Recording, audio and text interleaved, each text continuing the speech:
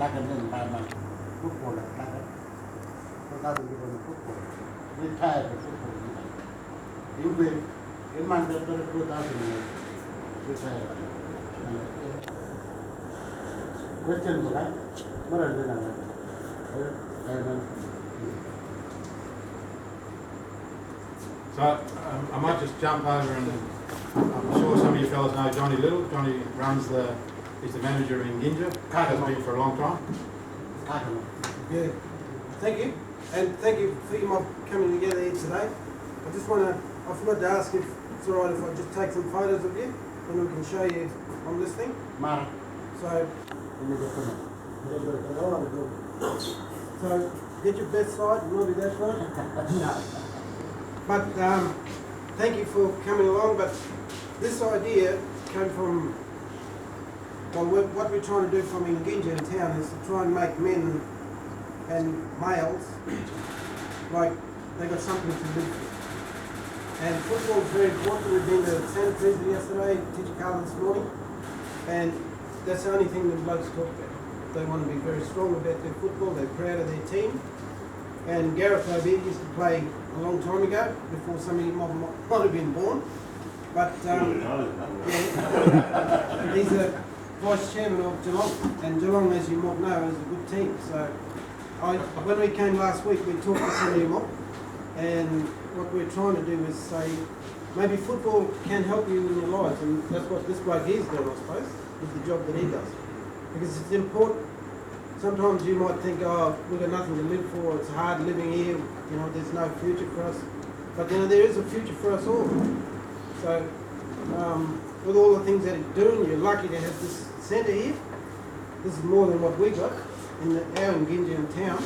But like what Des says, we might be, he reckons we've got the money, I say we haven't. And we're the best. I bet him $50 that we're not going to get the money. But, so I get 1.2 billion, I get 50 back. Yeah. So, you know, we live in hope. You know, we can't just say, oh no, men are not going to get anything, or males are not going to get anything, because the two communities that went to yesterday and today, they all said women get all the things. They get women's centres and that sort of stuff. So all the blokes got to get together and be strong. And when you're in a football team, you're strong because you've got a good coach, you've got a good team and all that sort of stuff. And that's why we're relying on these blokes with that football background. They might be able to give us all a hand, all of us, whether we play football or not. You know, they might give us some ideas on how to be strong and work together instead of working yourself, you know, off to one side. We're going to all try and work together. And in Ginja, which me and this bloke work for in town, you know, we can make some more links with you. We've got pretty close links in Ginja anyway. You're not in Ginja. So, you know, if we can get all the blokes working together in Central Australia, the women are going to shillings for free. No, they will, because at the moment we don't talk to each other. You know, you might be working here, Santa Teresa might be working there, Tijikala might be working there, we're working here like that in town. So we're not strong as a team of blokes, of men. So we're going to try and get together and sort of make ourselves strong. A lot of very smart people in this room. So we're going to use that skills that all of us have got. You know? Yeah. So you might be lucky to, he's telling me to hurry up, stop talking. You might be lucky to have a policeman like this working with you. You know? You're lucky, because most policemen just want to lock you up. You know, and that's what that's their job. But you know, you're lucky to have them work with you and support, especially you young folks. But you know, we've got to work with people. We've got to work with the police, work with the clinic, school, all of these places like that. So that's what I'm saying about all of us working together. And you know, all the blokes can get together and be strong like that. So he's telling me to shut up. So when you see me pointing this at you, it's not a gun, it's only a camera. And I'll show you the picture. Gareth. All right, thanks very much, John.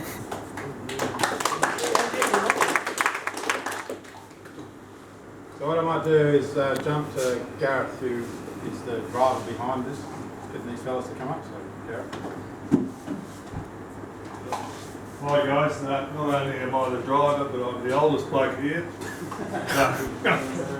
And I've been in footy now for 48 years, VFL, AFL football. I started playing with Geelong in 1965. And in fact, my first captain, a lot of the younger guys won't know, the older blokes will know. If you've heard of Holly Farmer, who's an absolute legend of Australian football. He was an Aboriginal guy from Western Australia, and one of the interesting things was he was a superstar. He was my captain at a time when Aboriginals didn't even have the vote in Australia. So that's how how he just jumped above everyone, and he made himself a champion. So I played 9 years with Geelong. It was. Then I went and played with Richmond. I played in a premiership with Richmond in 1974. My teammates were Kevin Sheedy, Kevin Bartlett, blokes you might know of. Today, Sheedy, he's mad now, he always was mad. And then I stayed on in football. I worked in the media, I worked for the ABC for a long time. I wrote for the papers, and for the last 15 years I've been Vice President of the Geelong Cats. And as you know, we've had a pretty successful period of time, and we are 3 out of 3 this year, and we hope it keeps on going. I've also been in business, but I've also lived a life. And one of the things that is important as far as I'm concerned is everyone says you've lived a lucky life, you've lived a good life, and all I know is that I'm like every other bloke, and I'm talking about you younger blokes and the older blokes, because we all know it, life for men is hard. Just make no mistakes about it, life for men is hard, wherever you are. And I guess you sometimes see men in the city, and you see your television, and you think that those blokes have got it good, or whatever it might be, but we're all different. But in actual fact, we're really all the same. John Little says to me, all men are the same because we all stand up to piss. And that's really true. And one of the things that I try to do, I've set up an organisation called Life Again. And one of the things that we try to do with Life Again is get together men from the city, blokes from the city, and bring them up here and share the ideas of what it's like living in the city with what it's like living in the outback, and meeting people, particularly Aboriginal people up here, and just sharing ideas. And one of the things I'm really keen to do is not to make sure that we aren't sort of a one-hit wonder. Come in, say g'day and go away. This is my fourth time with John, so through that I'm getting to get the feel for things. And what I like to talk about with the guys I bring with me is what's going to be the outcome of this. Where can we take it one more step? And when you come up here, one of the interesting things I find is that there are two ways of looking at life up here. When you can look at things as a glass half empty or a glass half full. But I reckon you're better looking at it as a glass half full. Because despite some of the bad stuff, see what we get in the city is we told all the bad stories about up here. But no one from the city comes up here to find out that there are lots of fantastic stories. Of course we'll hear about Liam Jarrett, because he's headlines in the paper all the time. But while he's headlines, there's a lot of really good stuff happening up here. There are a lot of good people doing good things. And I think it's really important that we experience that. And it's really important for you blokes, and particularly you younger blokes, that you be proud of who you are, be proud of your heritage, be proud of your people, and aspire to high things. And that's why I reckon that the point that Johnny was making is that team is really important. And that's where footy is so important for you guys, because you play in a team. It's when you're playing in teams that you can get to know your mates, you can work hard for your mates, and always be there for your mates. Sometimes you want to punch them in the nose, but the other times you want to love them. Well, just love them a bit more than when you punch them. So we're really happy to be here with the guys and with to see everything. I think we're going to watch some blokes train. I don't know how well you train on sausages. I'm usually never that good, but anyway, we're going to watch it. So we've had Gavin, so I'll call on the other blokes to come up and introduce themselves. Tony. No. Good afternoon, guys. My name is Tony Manus, and I'm happy to have the opportunity to come up here with the rest of you guys and meet all you fellas. In terms of football, I haven't quite got the same experience as Gavin and Gareth. I retired from the Lara under 13s after being concussed, so I gave away at a young age. But what I'm involved in nowadays, it's really exciting for me, has been working with two organisations. One of them is Beyond Blue, where I've just been appointed as one of their ambassadors, and the area of interest that I have is going out to meet guys in the rural community, which will also obviously include the Indigenous. And we just try and spread some really simple messages, and I'm going to leave some little cards here. And the simple message on this first card from Beyond Blue is to do some things like look for signs of any anxiety or depression with your mates. Listen to what your friends are talking about. Talk to them about what's going on, and then go and seek help together. So if I could just leave that really simple message, and I'll leave these as a flyer to pass around. That's with my Beyond Blue hat. The other organisation that I do some work with is called Headspace, and that's an organisation that's aimed at looking after the general and the mental health. So like the guys who come to visit you from Sydney, we try and get some very simple messages out there. And the other simple message from the Headspace organisation is the question, are you okay? So I'll just leave a sticker for everybody. So just asking that simple question can be a life-saving thing for your mate, because everyone has their ups and downs, like Gareth was talking about before. But as blokes, one of the big things that we all do wrong, it's not just young guys, it's the older guys, we tend to have, if we're having problems, we keep it within, we don't talk about it.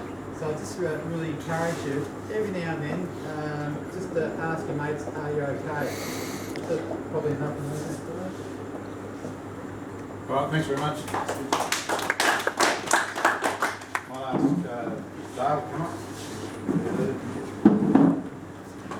My name's Dale Evans. I'm 52 years of age. Back from 1977 to 1980, I played at St Kilda Football Club. So I can proudly say between Gavin and I, we've played 266 games of league football and one premiership. Some claim to fame, I think. So at the age of 20, I got told I was never allowed to play football or contact sport ever again through a heart complaint. I quite didn't accept this, so after basically 12 months and a lot of doctors, I finally found one that told me what I wanted to hear, that I could go and play, and I ended up playing for another 13 years of football. Mainly out in the country as a coach, hey? Chop your heart out. Chopped my heart out, they actually found it and put one in, so yeah, mainly out in the country where I've coached and coached junior football, coached senior football and been an administrator, which I'm still involved in at the moment. One of the greatest thrills that we get is watching our kids come through and play in our senior side. My little town, Narnagoon, we've produced one league footballer, Lockie Hanson, who's playing with the Kangaroos at the moment, so we're very proud of that. The AFL absolutely gave us nothing for that, but anyway, that's another story. So, but still involved, I'm coaching the seconds out there, and it's great to see the kids come through. And the reasons why I'm up here is really to be taught or to learn, to get educated about how other lifestyles live, and maybe we can go back and educate some of our people back home that stereotype other people. So, you know, it's been a great privilege to be with these blokes. They're a great bunch of blokes, and we're learning so much off them as we go with John and Des as well. So, you know, it's been great the next few days. I think we'll really enjoy as well. So, thank you.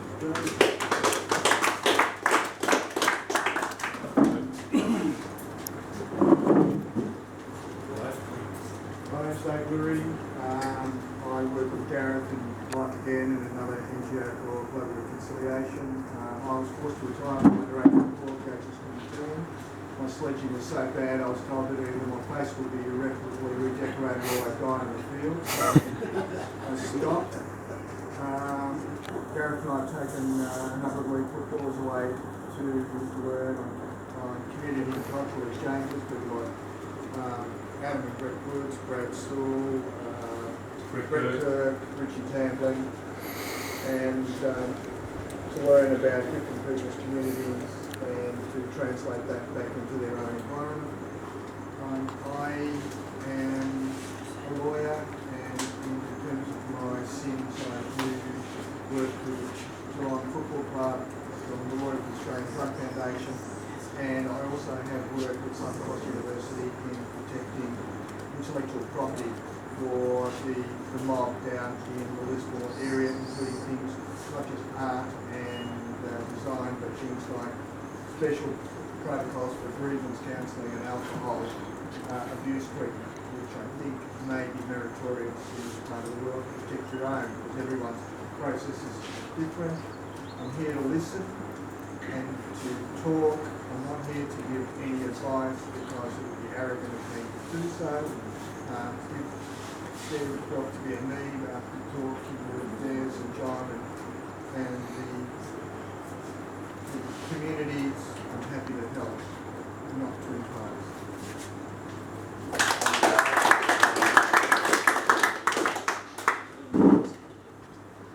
So that's the background story, a little bit of the background story of each of these individuals. But as I said, it's not the first time, well, it's the first time I come here, but it's not going to be the last time. They want to come down and watch you practice footy tonight. I'm sure that they'll be more than happy to talk to you about anything and everything. And keep in your mind that, you know, these guys, all of these guys, the footballers, plus the lawyer, plus the other fellow from the headspace, they're all really well connected in Melbourne. So there's great opportunity here for this community, and particularly for fellas, and particularly for you fellas here today. So, you know, don't be shy about going up and having a yarn to them about whatever, anything. As was pointed out, you know, us fellas, we don't talk to each other. You know, we yell at each other, we fight at each other, we abuse each other. We actually don't, you know, support each other. You might support it on the football team, as a team, but, you know, we all suffer some sort of issues during our lives, particularly relevant. So, you know, if you want somebody to talk to, and that's what we're doing in Ginja, trying to broaden out the outreach to it.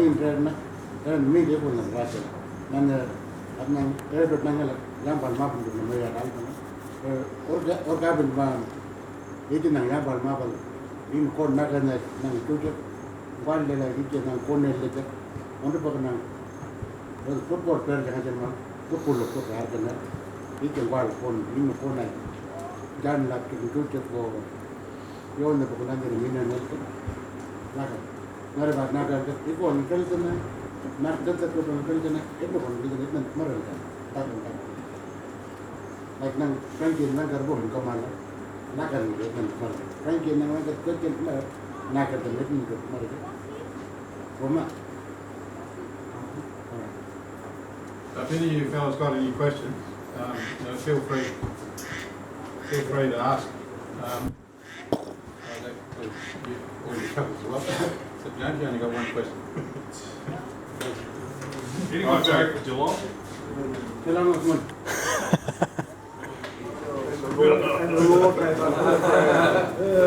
Okay, I'm very honest. This bloke over here, he looks like Tommy Hawkins. Big bloke in the orange, doesn't he?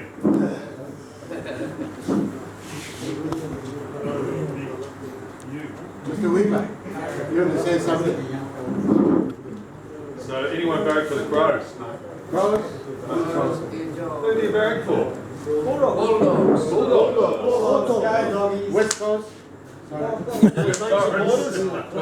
Okay, so people know Mark. Mark's the GDM man. London worker. And Edward is the Indigenous Engagement Officer for here. Mark is the DDF, or they changed the name. Mark, would you like to say something? Yeah, thank you for the invitation and Edward for getting one here. Without throwing too much in, extra pressure on the lads, Dean from ITEC is giving some football, so if any questions from the floor, they might address it to one of the guys might be able to find us the footage for them. Thanks, Dean, from ITEC. So I may encourage some of the lads who want to ask questions. I'm sure that Gavin and that will fill up the time for you. That's a good deal. Good deal. Thanks, Dean. And then I'll keep the footy. Dad's concerned, but you want to win.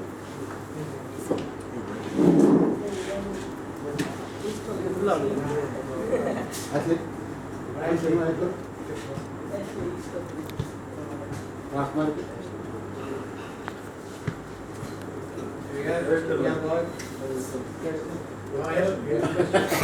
Come on. His arm.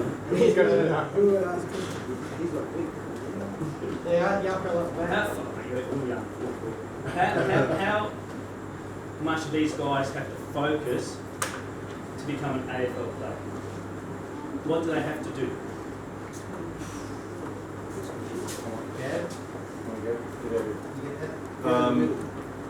Yeah. Oh, look, I guess from a starting point, it's just getting out there and practicing as much as you can. Just having the ball in your hands all the time. As a kid, I'm originally from Queensland before I went to Melbourne. And we played a lot of rugby league up in Queensland, but I had to get an Australian rules football in my hand. I continually would be handballing the ball to me, and just basically the skill component of footy, and it hasn't changed for 150 years. It's the same basic stuff with footy, kicking and handballing, and at a young age, if you can really harness it and focus on that sort of stuff early days, it's going to help you down the track. And then obviously fitness and running and all that sort of stuff comes into it. But at the moment, I'll be really concentrating on just your basic skill component. So what you're saying is that when they're training, they've got to give their best.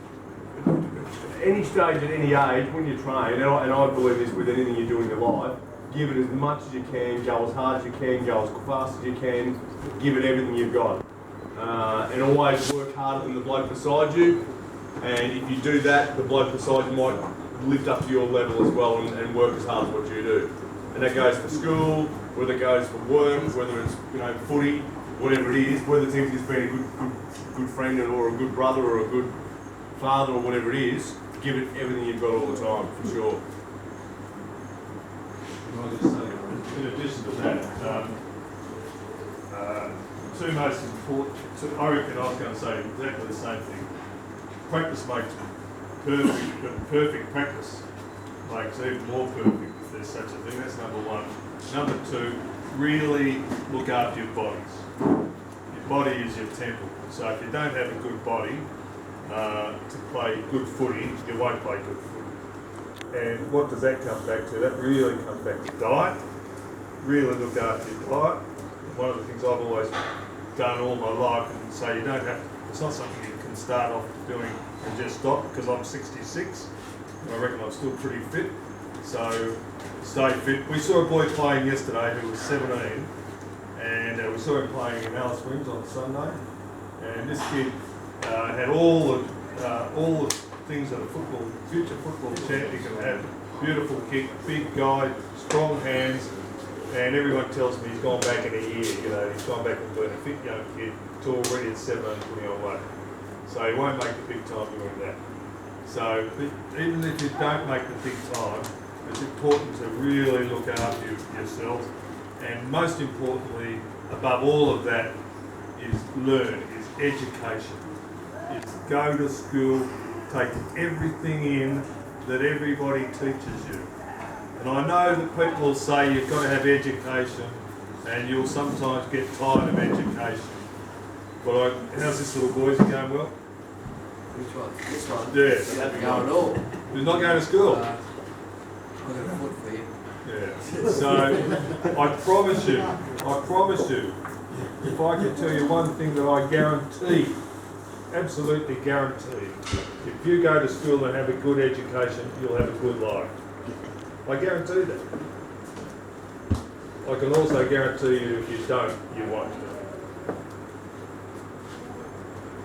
Do you need education to go into AFL? I'll tell you, one of the interesting things that is happening in AFL now is that clubs are really, when they choose players, they choose players on the players, not just the way they play footy, they choose them on what sort of football, what sort of men they are. Because once you come into a football club, a club has, to be successful, you've got to have a very strong culture where everybody is playing in the same space. Now, Geelong is regarded as having one of the best cultures in Australian football. We actually have 6 Aboriginal boys on our list. So all of those Aboriginal boys have gotten themselves to be ready to play football.